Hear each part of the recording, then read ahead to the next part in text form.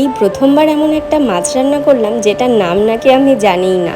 না, অবশ্য কাল বাজার থেকে যখন কিনেছিলাম তখন না কি যেন একটা নাম বলেছিল, কিন্তু এতটাই আনকমন নাম যে বাড়ি আসতে আসতেই আমরা দুইজনাই গিয়েছি সেই নামটা ভুলে। অবশ্য ওর বাবা ফোনে দেখে বলছিল এই মাছটা নাকি অনেকটা ইলিশ মাছের মতন লাগে খেতে।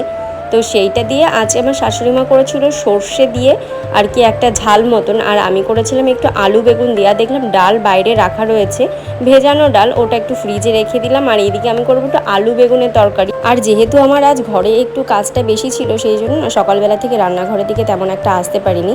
বাকি যে রান্নাগুলো ছিল সেগুলো আমার শাশুড়ি মাই করে রেখেছিলেন। দুপুরের ভাত, আমার তরকারি আর ডালের পাতে কয়েকটা ভাজা, এইটুকুই শুধু আমি করেছি। আজ রান্না অল্প ছিল কিন্তু চাপটাও আমার কাছে একটু বেশি ছিল, যেহেতু ঘরের কাজটা অনেকটাই ছিল আমার। আর এইদিকে বাবান এত কান্নাকাটি শুরু করেছে, আমি যে একটা চামচ আনতে যাবো সেইটুকুনি পর্যন্ত যেতে পারছি না। হাতের কাছে যেইটাই ছিল, আলু ছিল, ওটা কী বলে আমি নামটা সঠিক জানি না, ওটা দিয়েই কোনো মতে ডিমটা ফেটিয়ে নিয়ে কড়াইতে দিলাম ঢেলে। সত্যি কথা বলতে ছোট বাচ্চা যখন রান্নার সময় কান্নাকাটি করে না কোনো দিকে, না তখন আর একদম মন লাগে না।